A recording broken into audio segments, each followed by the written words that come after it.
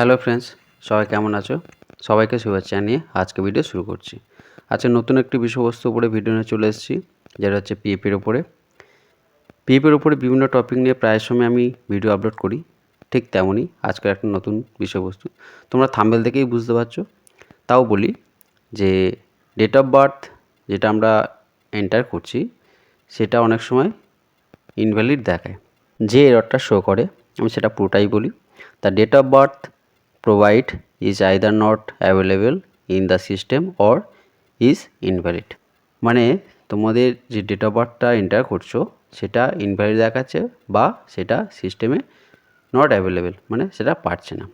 তো এই যে এররটা কখন আসে, এগুলো কী করতে হবে, কী কী ডকুমেন্টস লাগবে, কীভাবে তোমরা এটা সলভ করবে, তার স্টেপ বাই স্টেপ অনলাইন প্রসেসটা আজকে আমি এটা বলবো, এবং সেটা তোমরা মোবাইল দিয়েই এই প্রবলেমটা সলভ করতে পারবে। তো আগে প্রথমে জানতে হবে যে এই পিএফটা কী। যে পিএফ হচ্ছে provident fund, employees provident fund.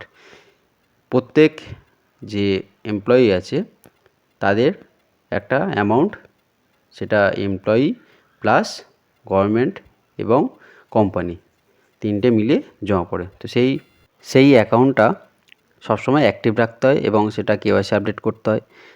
Password 3 মাস ছাড়া তোমাদেরকে চেঞ্জ করতে হয়। তো এইসব করার সময় অনেক সময় এই প্রবলেমগুলো আমরা ফেস করি। তো আজকে সেই বিষয় নিয়েই আলোচনা করছি যে এই এররটা কীভাবে আসে। তো প্রথমে আমরা জানবো যে কীভাবে এররটা আসছে। তার জন্য আমাদের মোবাইলে স্ক্রিন ব্রাউজার যেতে হবে, ক্রোম ব্রাউজারটা ওপেন করতে হবে। তো ক্রোমে ক্লিক করলাম। ক্লিক করার পরে এবার দেখো এখন একটা সার্চ বার চলে আসবে, এখানে লিখবো www.epfindia.gov.in। দেখো এইরকম একটা লিঙ্ক পেয়ে যাবে লেখার পরে। তো প্রথম লিঙ্কটিতে আমরা ক্লিক করব। একটু আগেই বললাম যে www.epfindia.gov.in। দেখো আমি একটু জুম করে দেখাচ্ছি।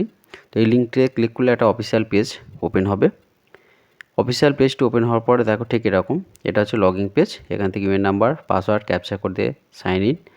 তো তার যাওয়ার আগে আমরা কী করব, ডেস্কটপ সাইড মোড করে নেবো। 3 ডট অপশানে রাইট সাইড কর্নারে ক্লিক করব, এরকম একটা পেজ চলে আসবে। আমরা একটু ডাউন করে স্ক্রল করে নিচের দিকে যাব। দেখো ডেস্কটপ সাইট বলে একটা অপশান আছে, যেটা ব্লু বক্সে একটা টিক হয়ে গেল, মানে ক্লিক করলেই ওটা ব্লু ব্লক মার্কারে একটা টিক হয়ে যাবে। তো টিক হয়ে যাওয়ার পরে নেক্সট আমরা ওটাকে ওকে করব, করে বেরিয়ে যাব, মেন পেজে চলে যাব। তো ওকে করে এখান থেকে বেরিয়ে যাব। তারপর হচ্ছে সাইন ইন পেজে চলে আসবো, আবার ব্যাক করে। এবার সাইন ইন পেজে আসার পরে এখানে সাইন ইন করার জন্য আমাদের কী করতে হয়, UN number, password, captcha code তিনটে দিয়ে সাইন ইন করতে হয়। একটা ওটিপি যাবে, সেটা সাবমিট করতে হয়। একটু জুম করে দেখাচ্ছে, দেখো UN number, password, captcha code দেওয়ার পর সাইন ইন। এবার যদি রিসেট করি আবার পুনরায় তোমাদেরকে এন্টার করতে হয়। করার পরে এটা হচ্ছে লগইন পেজ গেল।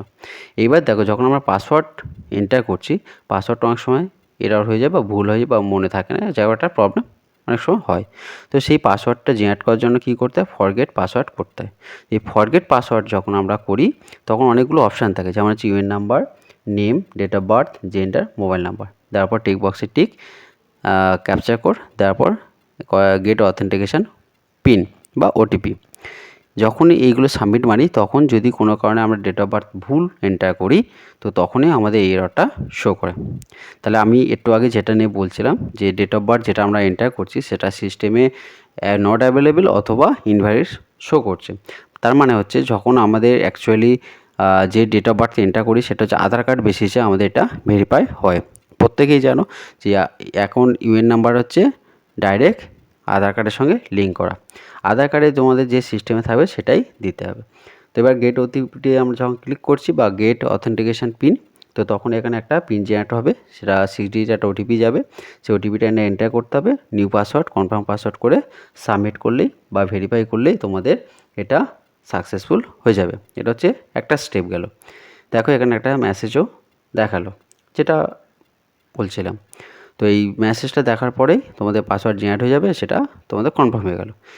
এবার আসি যে এই এররটা কীভাবে তোমরা সলভ করবে বা এররটা এলে কী করবে।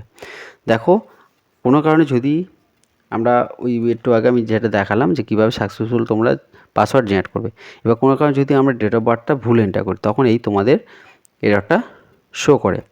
তখন তোমরা কী করবে, কী কী ডকুমেন্টস লাগবে। অ্যাকচুয়ালি কী হয়, ডাটা মানে যে ডাটাটা আমরা এন্টার করছি সেটা আধার কার্ডের সঙ্গে ম্যাচ হতে হবে। যদি আধার কার্ডের সঙ্গে কোনো কারণে ম্যাচ না হয়, আমরা হয়তো কোনো কারণে ভুল এন্টার করেছি, তাহলে সেটাকে আবার নতুন করে ঠিক করে এন্টার করতে হবে আধার কার্ড অনুযায়ী। যদি তোমাদের ডেট অফ বার্থ ঠিক আছে কিন্তু আধার কার্ড যেটা আছে সেটা ভুল ছিল, তাহলে তোমাদেরকে আগে আধার কার্ডটা কারেকশান করতে হবে, তারপরে সেটা তোমাদেরকে এখানে আপডেট করতে হবে। সেক্ষেত্রে তবে তোমাদের এটা পসিবল, না তো পসিবল নয়। আর যদি তাও না হয় তাহলে তোমাদেরকে অফলাইনে বাই কোম্পানি যে এইচআর আছেন ওনাকে দিয়ে তোমাদেরকে অফলাইনে এটা কারেকশানটা করে নিতে হবে, এছাড়া কোনো উপায় নেই। দুটো প্রসেস, একটা হচ্ছে অনলাইন প্রসেস, একটা অফলাইন প্রসেস। যখন অনলাইনে তোমাদের কোনো কারণে আধার কার্ড ম্যাচ করছে না, তখন সেটা অফলাইনে তোমাদেরকে করতে হবে। তাহলে এটা বোঝাতে পারলাম কী কী ডকুমেন্টস লাগবে বা কীভাবে তোমরা করবে। একমাত্র আধার কার্ডটা কারেকশান করতে হবে, তাহলেই তোমাদের এটা সম্ভব। শুধু আধার কার্ড কারেকশান করলেই তোমাদের এই কাজটা হয়ে যাবে। যদি আধার কার্ড ঠিক থাকে তা নতুন তোমাদের যেটা ঠিক আছে সেটা সাবমিট করলেই তোমাদের হয়ে যাবে। আর হচ্ছে আধার কার্ডের সঙ্গে যে মোবাইল নম্বর আছে সেটাই লাগবে, এই দুটো জিনিসই লাগবে, আর কোনো কিছুই লাগবে না। তো এইটা গেল আজকের যে বিষয়বস্তু, কীভাবে ডাটা মানে যে ডেট অফ বার্থটা এন্টার করছো সেটা ইনভ্যালিড বা এরর শো করছে সেটা কীভাবে তোমরা রেকটিফাই করবে। এটা গেল আজকের বিষয়বস্তু। তো এখানে আজকে শেষ করছি। আশা করি এই ভিডিওটা তোমাদের হেল্প করা যাবে যে ডেট অফ বার্থ যে এরর বা সিস্টেমে নট অ্যাভেলেবেল কীভাবে তোমরা সলভ করবে। তো সবাই ভালো থেকো, সুস্থ থেকো, আর সবাইকে অসংখ্য অসংখ্য ধন্যবাদ সম্পূর্ণ ভিডিওটি দেখার জন্য। আর যেসব বন্ধুরা আমার চ্যানেল প্রথম দেখছো চ্যানেলটি সাবস্ক্রাইব করে রাখো, পাশে থাকা নোটিফিকেশনটি ক্লিক করে দিও সবার আগে নোটিফিকেশন পাওয়ার জন্য। আর সেই সময় প্রচুর লাইক এবং শেয়ার করো বন্ধুর সাথে, যাতে সকলে হেল্পফুল হয়। এবং ভিডিওটি হেল্পফুল হলো কিনা অবশ্যই সেটা কমেন্ট করো। আর কোনো বিষয়বস্তুর উপর ভিডিও রেকর্ড থাকলে অবশ্যই কমেন্ট করো, আমি নেক্সট ভিডিও দ্বারা সেটা সলভ করার চেষ্টা করব। আর একবার সবাইকে শুভকামনা জানিয়ে সবাই ভালো থেকো, সুস্থ থেকো এবং সবাইকে ধন্যবাদ জানিয়ে আজকে ভিডিও শেষ করলাম।